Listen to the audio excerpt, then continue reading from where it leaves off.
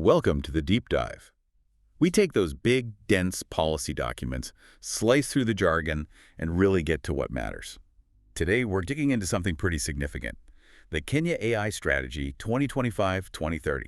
It's basically their national blueprint for AI. Yeah, it's quite something, not just wishful thinking either. It's a really detailed 5-year plan. And everything we're discussing today comes straight from that official document. They really put the work in beforehand, too. Key informant interviews, focus groups all over, town halls, even online surveys. So broad input. Right, they definitely cover their bases. So our mission today is, well, twofold. First, understand the structure. What are they actually planning to build? Second, get into the why. What are the national anxieties driving this push for AI right now? And maybe most importantly, we need to look at how ready Kenya thinks it is to actually achieve all this, based on their own assessment in the document. Okay. And the big vision. They state it right up front. It's ambitious. Kenya aims to be Africa's top AI hub for, specifically, model innovation, driving growth, sustainable development. But, and this is crucial, they immediately pair that with protecting their own interests. Strong data sovereignty, ethical rules. It's like, innovate, yes, but on our terms. Okay, so let's unpack that core argument first. Yeah. The strategy really frames AI as, well, not optional anymore, but an economic must-have. It predicts AI will give Kenya's GDP a serious boost. How exactly do they see that happening? Well, the economic case is very direct, very focused on their key sectors. They're talking about boosting efficiency in areas that drive income. Think agriculture, which is huge for them, healthcare, finance. The idea is AI can unlock productivity gains that these sectors are kind of struggling with right now. And interesting that they focus on the public sector, too. Often Yeah. the last place you see cutting-edge tech. It often is, yeah. But they feel they have a track record. The strategy actually points to the citizen portal. Ah, right, the online government services platform. Exactly. They see that success as a model. So they want to use AI to build on that, make government services smoother, cut red tape, maybe even increase transparency. It's about making the state itself run better. You mentioned that dual goal earlier, of growth and protection. Sounds like it's not just about playing catch-up, but maybe building some defenses. That's a really key part of it, absolutely. The document is very clear. They need to develop local Kenyan AI capabilities and rules. The reasoning: to avoid becoming totally reliant on outside solutions, often from the West, which might not fit their values, their context, or their laws. So it's like building a technological safeguard, protecting themselves from potentially negative impacts of AI built elsewhere for different purposes. Okay, that makes sense. But setting a goal that big needs a decent starting point. What strengths does Kenya already have, according to the strategy, that make this seem, well, possible? They do highlight several key advantages. First, there's this huge young workforce that's already very digitally connected, plus a really lively local startup scene, especially around Nairobi. Yeah, M-Pesa and the whole mobile money thing really jump-started that, didn't it? It absolutely did. Second, they've already pulled in some serious foreign investment. You've got Google, Microsoft, they've set up AI labs, data centers there. That signals, some confidence from big players in the local talent. But there's another piece, the one that feels quite unique environmentally, the energy connection. Yes. This is potentially their long-term ace. Kenya has massive geothermal power resources, clean energy.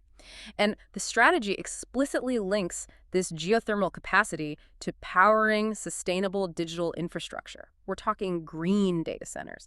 They're baking sustainability right into the plan for their AI future. That's a major goal everywhere now, but they have the resource. That's a really smart link, isn't it? Tying high-tech infrastructure directly to a domestic clean energy strength. It makes sustainability a competitive advantage, not just a nice-to-have. Precisely. They're leveraging a national strength to meet a global need. It's smart strategy. Okay, let's get into the structure then, the architectural blueprint.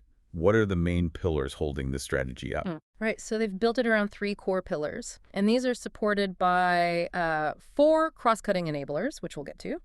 Pillar 1 is AI digital infrastructure, and this is way beyond just getting 5G everywhere.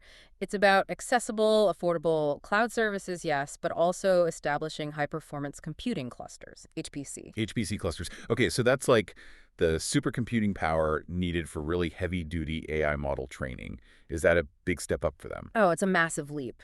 And absolutely necessary. HPC means consolidating serious computing power. You need it to run the complex simulations, train on huge data sets, especially if you want AI models that understand local context. You simply can't be an AI innovation hub without that kind of muscle. And they've tied a very specific measurable goal to this pillar, a flagship goal. Okay, what is it? The plan is to build 3 TIA 942 standard AI-ready data centers within 5 years. Wow, TIA 942. That's the top tier for data center reliability and design, right?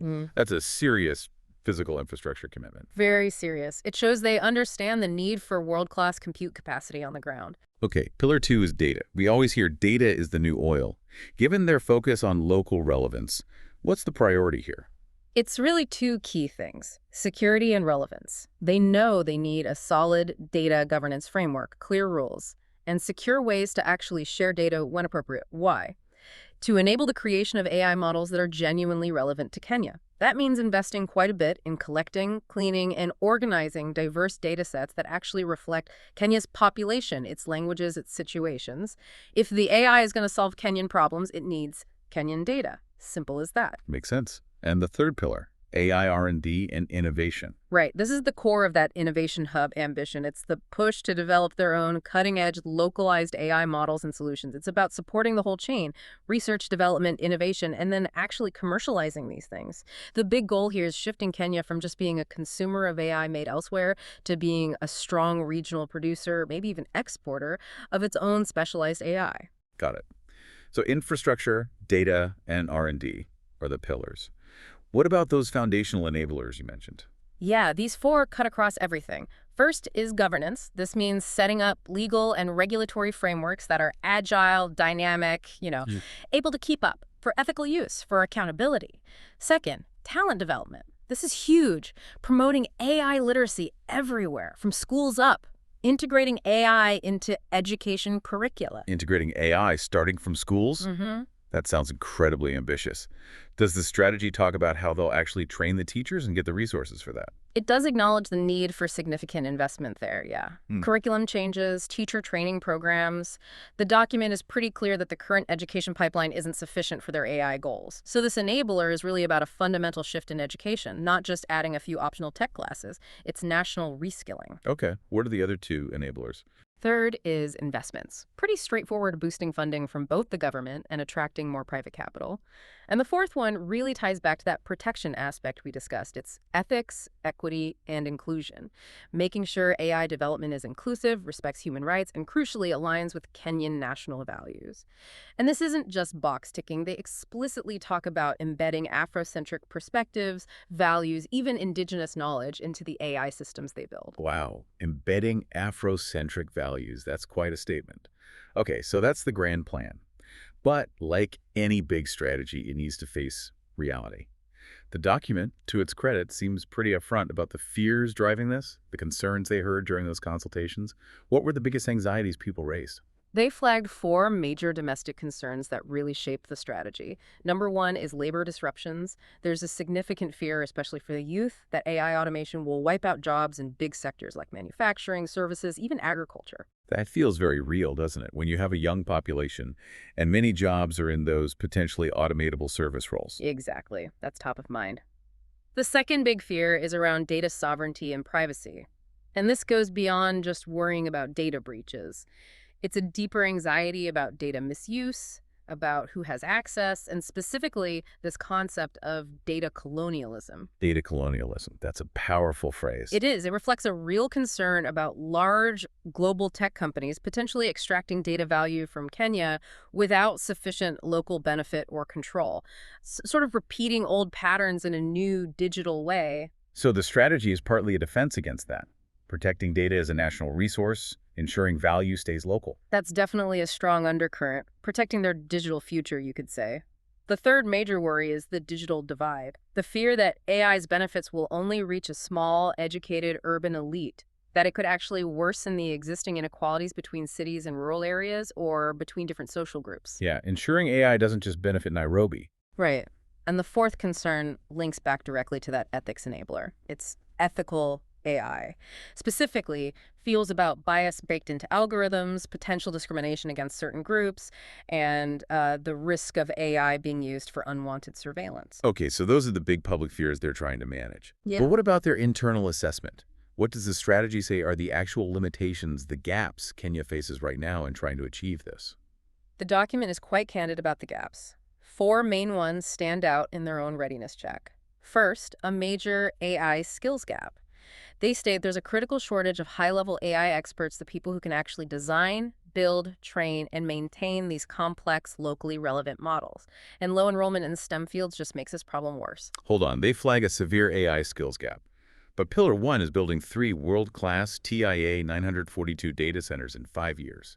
How do they plan to staff and operate these huge compute facilities if they don't have the experts now? This Yeah. seems like a major mismatch in their readiness assessment. It's the central tension, you're right. It runs through the whole strategy. The document implicitly acknowledges the infrastructure build-out has to happen before the local talent pool is fully mature.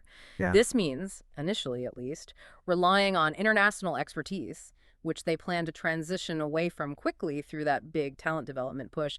It's definitely a gamble, a high-risk, high-reward approach. Okay, a calculated risk then. Yeah. What else is holding them back? Data you mentioned is Pillar 2, but it sounds like it's also a current limitation. Absolutely. Data quality and availability is flagged as a massive hurdle. A lot of government data is apparently stuck in silos, not digitized properly, just not used effectively. The strategy even notes Kenya doesn't score well on global data availability metrics. This severely limits their ability to train good AI models for local needs right now. Without good, accessible data, those fancy HPC centers won't be much use. Right, data fuel for the AI engine. And the rules of the road, the regulations. That's the third gap, regulatory caps. Kenya doesn't yet have comprehensive, specific laws just for AI. They're relying on patching together existing laws, like the Data Protection Act. This legal uncertainty can scare off investors, and frankly, it increases the risk of AI being misused because the guardrails aren't fully built yet. And finally, just the sheer pressure of the global race. Exactly. Constant global competitive pressure. Local R&D just doesn't have the same level of funding as what's pouring into AI in the US, China, Europe. There's always that risk of being outpaced, relying on others. Okay, let's shift to some concrete examples to show this isn't just abstract policy. The strategy highlights specific use cases, right? Things that really focus on local needs. Yes, and they're quite specific and targeted. In healthcare, for instance, they're looking at maternal health. The idea is to develop chatbots that work in local languages, Swahili, others, to give accurate health info, especially where clinics might be far away. That could be genuinely impactful. What about agriculture? Similar focus. They're prioritizing AI-driven systems to recommend the right fertilizers for specific local conditions. And also taking existing, maybe complex agricultural advice and translating it into farmer-friendly audio formats, again, in local languages, making data useful on the ground. So it's really not just about building generic AI, but heavily focusing on natural language processing for Kenya's own diverse languages. Yeah. That's a huge task, very different from most global AI focusing on English. It is. It shows a commitment to making the tech work for everyone, not just the English-speaking population.